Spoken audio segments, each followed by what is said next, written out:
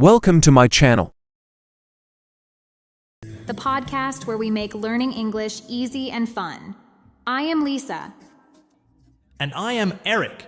We explain common English words and phrases in simple language in each episode. So let's start and make English simple together. Okay, what are the words today, Eric?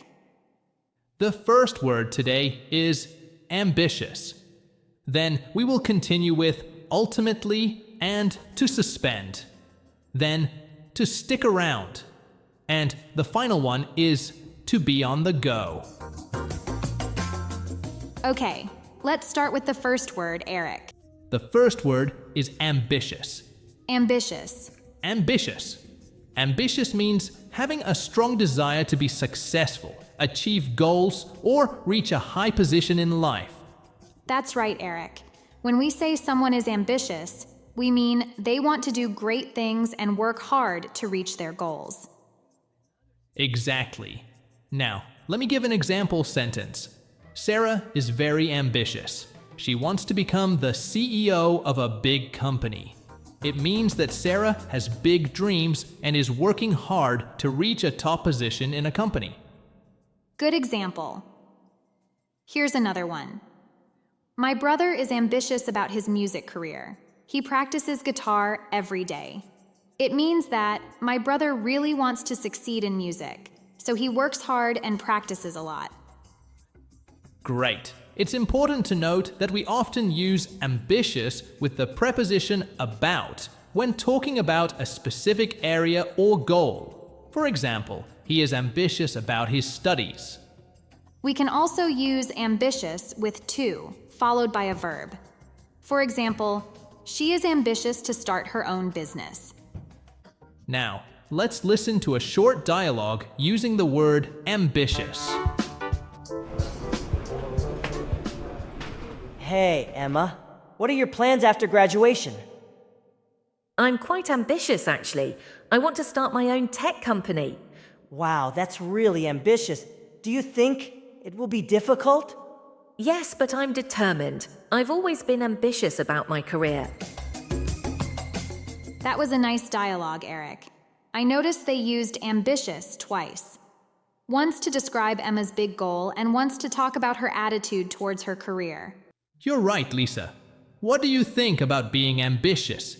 Is it always a good thing? That's an interesting question, Eric. I think being ambitious can be good because it helps people work hard and achieve their dreams.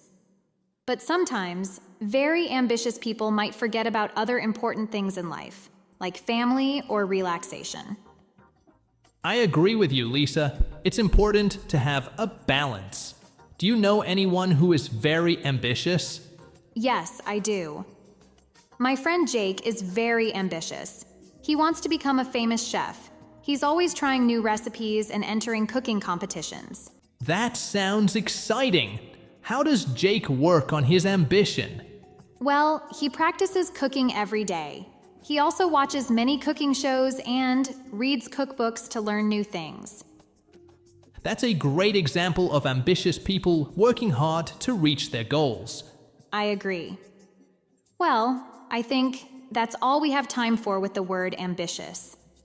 Shall we move on to our next word? Yes, let's do that. The next word is ultimately. Ultimately. Ultimately. Great choice. What does ultimately mean, Eric? It means in the end or finally. You use it when you are talking about the final result of something. Now, let's give some example sentences. Ultimately, they decided to move to a bigger house. It means that in the end, after thinking about it, they choose to live in a larger house. Perfect. The second example. She studied hard and ultimately passed the exam. It means that because she worked hard, she finally passed the test. Good job, Lisa. Now, let's talk a bit about the grammar of ultimately. It's an adverb, so it usually goes before the verb or at the end of a sentence. You don't need to use any special prepositions with it. Right, it's quite simple to use. How about we give a short dialogue using ultimately? Sure. Let's set the scene. Jane and Tom are friends talking about their weekend plans. Hey, Tom. What are you doing this weekend? I'm not sure yet. I have a lot to do. But ultimately, I think I will visit my parents. That sounds nice. Spending time with family is important. Yes, I agree. What about you, Jane? I have some work, but ultimately, I will relax at home. That sounds like a good plan. That was a nice dialogue. So, Eric, do you think Tom made the right choice? Yes, I think so. Visiting family is always a good idea. What do you think, Lisa? I agree. Family time is very important. And Jane's plan to relax at home is good too. It's important to relax. Yes, we all need some rest. Do you use ultimately, Lisa? Sometimes, especially when I talk about decisions. How about you?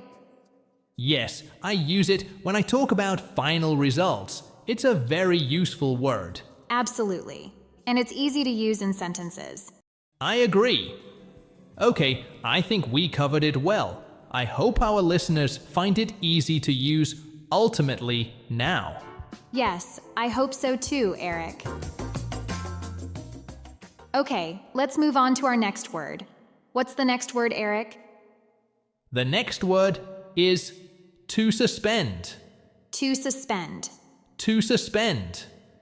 To suspend is a verb. It means to stop something temporarily or to prevent someone from participating in an activity for a while. For example, the teacher decided to suspend the class due to the snowstorm. It means that the teacher stopped the class temporarily because of the snowstorm. Here's another example. The student was suspended for breaking the school rules. It means that the student was prevented from attending school for a period of time because they broke the rules. Now, let's briefly discuss some grammar related to suspend. This verb is often followed by a noun or pronoun. For example, to suspend the game or to suspend him. Great. Now, let's have a short dialogue using the word suspend. In this dialogue, we'll have two friends, Tom and Sarah, talking about their soccer practice. Did you hear that? The coach decided to suspend practice for the week? Yes, I heard. Apparently the field is too muddy to use. That's too bad. I was looking forward to it. Me too. But it's better to wait until the field is safe. At least it's just suspended and not canceled. Now, let's talk about our dialogue. Lisa, what do you think about the coach's decision to suspend practice? Based on the dialogue, the coach suspended practice because the field was too muddy, which made sense for safety reasons. What do you think about Tom and Sarah's reaction? Tom and Sarah are disappointed but understand the reason for suspending practice. Have you ever experienced something being suspended, Lisa? Yes, my flight was once suspended due to bad weather. How about you, Eric? My gym membership was suspended during the pandemic. Lisa, do you think suspending activities is sometimes necessary? Yes. Suspending activities can be necessary for safety or other important reasons. I agree. It's better to suspend something temporarily than to risk harm or failure. Do you know any other words that mean the same as to suspend? Yes, words like postpone, delay, and interrupt have similar meanings. Okay, anything else you want to add about the word today, Eric? Just remember that to suspend means to stop something temporarily or to prevent someone from participating in an activity for a while. It's a useful word to know in many situations. That's right, Eric. Well, let's continue with the next word. Okay, the next word is to stick around. To stick around. To stick around. What does to stick around mean, Eric? It is a phrasal verb. It means to stay somewhere and not leave. It's often used when you want to stay in a place for a bit longer. That's right. To stick around is an informal phrase, and we often use it in casual conversations. Yes, Lisa. Let me give an example sentence. After the meeting, I decided to stick around and talk to my colleagues. It means that after the meeting was finished, I chose to stay and chat with my colleagues. That's a good example. I'll give another one. You should stick around for the party. It's going to be fun. It means you should stay for the party because it will be enjoyable. Now, let's have a sample dialogue to show how to stick around can be used in a conversation. Hey, Lisa, are you leaving the park soon? No, I think I'll stick around for a bit longer. What about you? Me too. I want to stick around and watch the sunset. It's really beautiful here. That sounds like a good idea. Let's stick around together and enjoy the view. That was a nice example, Eric. The phrase stick around was used twice in our conversation. Yes, and it shows how we can use it in different sentences. Now, let's have a friendly chat about the dialogue. Sure. So, Lisa, why did Mark want to stick around and watch the sunset? Well, I think sunsets are really beautiful and relaxing. What about Sarah? I think she wanted to enjoy the nice weather and spend more time outside. It's always nice to relax at the park. That's right. Lisa, do you often stick around places after events? Sometimes. If I'm having a good time or if I want to talk to friends, I like to stick around. How about you?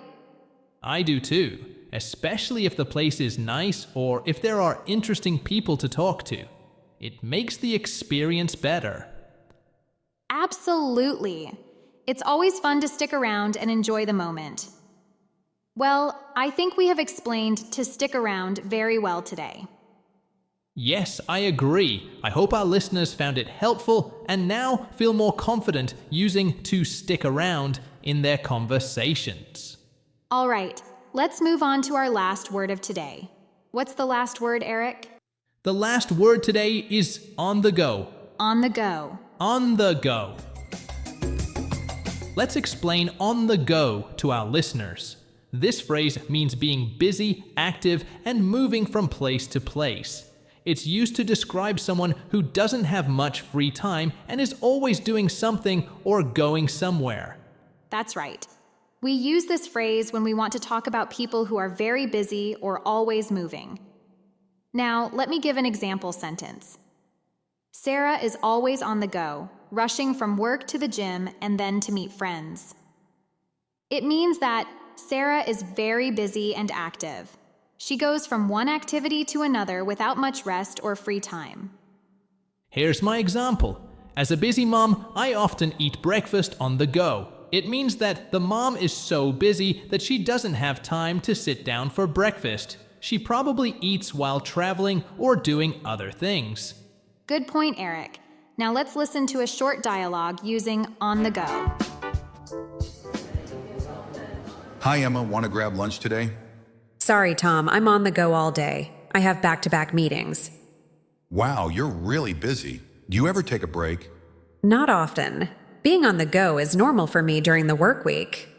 Maybe we can meet for coffee sometime when you're less on the go? That sounds great. I'll check my schedule and let you know.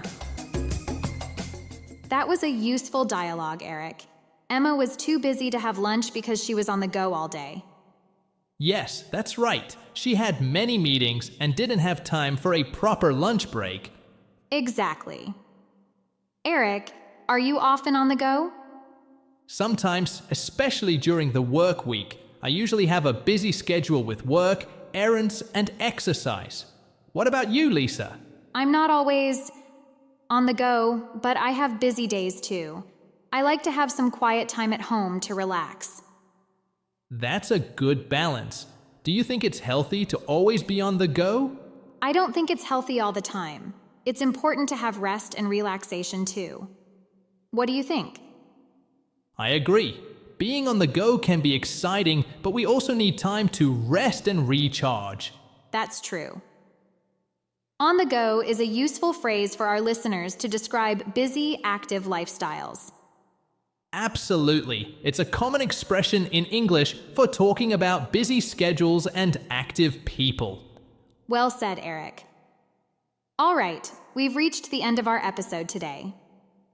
Yes, that's all for today's episode of Simply Explained English. We hope you found it helpful and fun. Please subscribe and like the video and practice the words of today. Join us next time for more simple explanations of English words and phrases. Until then, keep practicing and keep learning. Bye for now. Bye-bye. I am Lisa. And I am Eric. If you're looking to improve your English in an easy way, you're in the right place. So let's get started and make English simple and enjoyable together. Okay, what are today's words, Eric? The first word today is reliable. Then we will continue with wise. And be capable of something or doing something. Then despite. And the final one is to make matters worse. Let's start with the first word, Eric. The first word is reliable. Reliable. Reliable. Great. Reliable means someone or something you can trust or depend on. For example, a reliable friend is someone who helps you when you need it. Yes, that's correct. Reliable is an adjective. You can say, she is a reliable person, or this car is very reliable. Let's give some example sentences. Eric, can you start? Sure. The first example sentence is, my friend John is very reliable. He always helps me with my homework. It means that John is someone you can trust. When you need help, he is always there for you. Exactly. Lisa, can you give the second example? Of course. The second example sentence is, the bus service here is not reliable. It is often late. It means that the bus service cannot be trusted to be on time. Sometimes it comes late. Now, let's move on to our example dialogue. In this dialogue, we have two friends, Sarah and Mike, talking about their computer. Mike, my computer is not working again. Do you know a reliable repair shop? Yes, I do. There is a shop downtown that is very reliable. They fixed my computer last month. That sounds good. I need a place I can trust. Don't worry. This shop is very reliable. They will fix it for sure. In this dialogue, Sarah needs help with her computer. She asks Mike for a reliable repair shop. Mike tells her about a shop downtown that he trusts. Yes, Mike says the shop is very reliable, meaning he trusts the shop to fix Sarah's computer. Now, let's have a chat about the word reliable. Lisa, do you have any reliable friends? Yes, I do. My friend Emily is very reliable. She always helps me when I have a problem. What about you, Eric? I have a reliable friend too. His name is David. He never lets me down. That's great. It's important to have reliable friends. Do you think being reliable is a good quality? Yes, I think being reliable is very important. It means people can trust you. I agree. It makes life easier when you know you can trust someone. Absolutely. And it's also good to have reliable things, like a reliable car or a reliable phone. Yes, having reliable things makes life less stressful. You don't have to worry about them breaking or not working. That's true. Well, that's all for the word reliable. Okay, Eric, let's move on to the next word. The next word is wise. Wise. Wise. Wise is an adjective. It means having experience, knowledge, and good judgment. Here's an example sentence. My grandfather is very wise and gives great advice. It means that my grandfather has a lot of experience and knowledge, so he gives very good advice. Here's another example. It is wise to save money for the future. It means that it shows good judgment to save money for the future. Great! Now, let's have a short dialogue using the word wise. In this dialogue, we'll have two friends, Emily and John, talking about their teacher. I think Mr. Thompson is a very wise teacher. Yes, he always knows the right thing to say. He gives us wise advice about life, not just school. That's true. I feel lucky to have such a wise teacher. Now, let's talk about our dialogue, Lisa. What do you think about Mr. Thompson? According to the dialogue, Mr. Thompson is a very wise teacher who gives good advice about life and school. What do you think about Emily and John's opinion of their teacher? Emily and John really respect their teacher and appreciate his wisdom. By the way, wisdom is the noun form of wise. We will use it a few more times in some sentences. Have you ever had a wise teacher or mentor, Lisa? Yes, my college professor was very wise and helped me a lot with my career decisions. How about you, Eric? I had a wise coach who taught me not just about sports, but also about life values. Do you think wisdom comes with age? Yes. Often wisdom comes with age and experience, but young people can be wise too. What do you think? I agree. Wisdom can come from different experiences, not just age. Absolutely. Okay, anything else you want to add about our word today? Just remember that wise means having experience, knowledge, and good judgment. It's a useful adjective to describe someone who makes good decisions. It's a good summary. Okay, what is the next word, Eric? The next word is to be capable of something or doing something. Okay, let's explain what to be capable of means. It means to have the ability or skill to do something. When we say someone is capable of something, we mean they can do it. Now, let me give an example sentence. John is capable of speaking 3 languages. Good example. It means that John has the ability to speak 3 different languages. Here's my example. The new car is capable of reaching high speeds. Great one. It means that the new car has the ability to go very fast. Now, let's talk about how to use this phrase.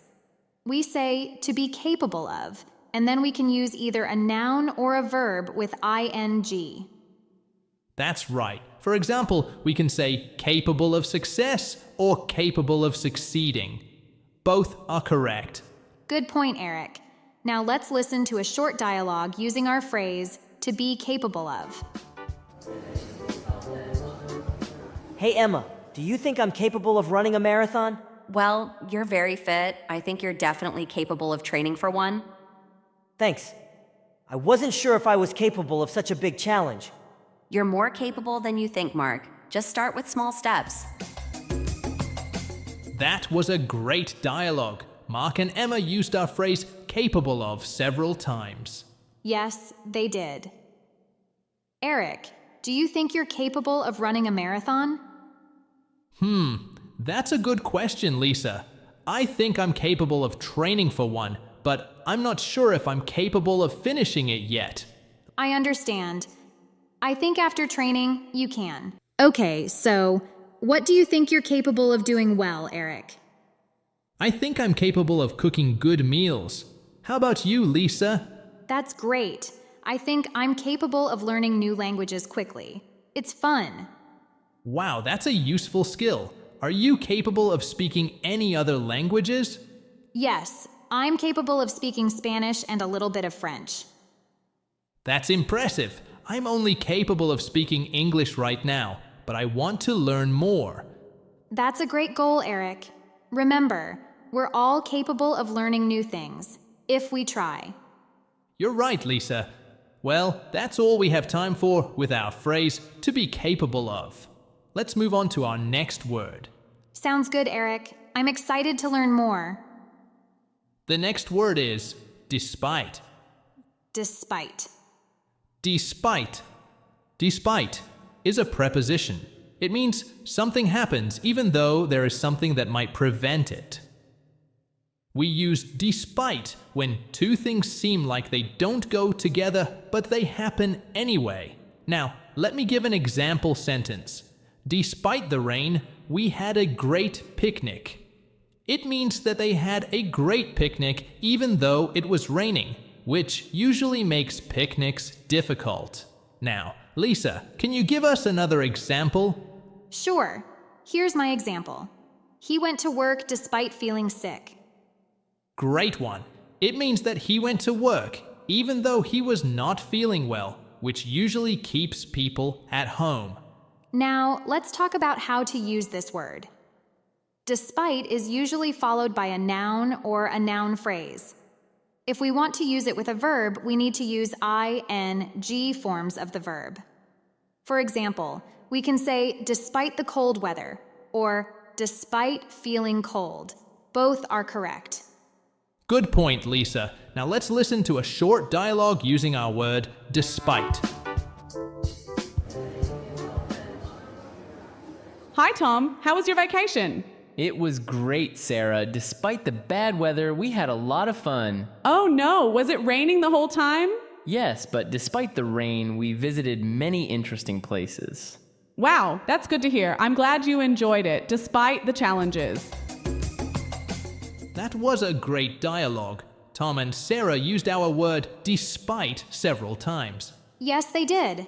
Eric, have you ever had a good time despite bad weather? Yes, I have. Last summer, I went camping despite the forecast for rain. It rained a lot, but we still had fun in our tent. That sounds nice. Did you do any activities despite the rain? We played card games in the tent and told stories. Despite not being able to go outside much, we laughed a lot. That's great. I once went to a concert despite having a headache. The music was so good that I forgot about my pain. Wow, that's interesting. Did you enjoy the concert despite your headache? Yes, I did. The fun of the concert was stronger than my headache. Have you ever done something despite not feeling well, Eric? Once, I went to a friend's birthday party despite having a cold. I didn't want to miss it, so I went anyway. That was nice of you. I'm sure your friend was happy despite your cold. Yes, they were. Well, I think we have explained despite fairly enough. Okay, we have reached our last word today. What is the last word, Eric? The last word is to make matters worse. To make matters worse. To make matters worse is a phrase. It means to make a bad situation even worse. Let me give an example so our listeners can understand it better. I was already late for work, and to make matters worse, my car broke down. It means that being late for work was bad, but the situation became even worse when the car broke down. Here's another example. She forgot her homework, and to make matters worse, she lost her notes. It means that forgetting her homework was bad, and the situation became worse when she lost her notes. Now, let's briefly discuss some grammar related to make matters worse. This phrase is an idiom and is used to introduce a new problem that makes the current situation even worse. It is often used at the beginning of a sentence. Now, let's have a short dialogue using the phrase to make matters worse. In this dialogue, we'll have two friends, Jane and Tom, talking about their day. How was your day, Tom? It was terrible. I missed the bus this morning, and to make matters worse, I forgot my wallet at home. Oh no, did you manage to get to work on time? No, I was late. And to make matters worse, my boss was not happy about it. That sounds really tough. I hope tomorrow is better. Now, let's talk about our dialogue. Lisa, what do you think about Tom's day? Tom had a very bad day.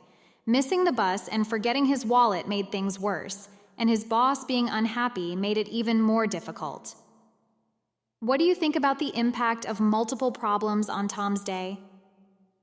It's clear that each problem made the situation worse for Tom. Have you ever had a day where one problem after another made matters worse, Lisa? Yes, I once lost my keys, and to make matters worse, my phone battery died, so I couldn't call for help.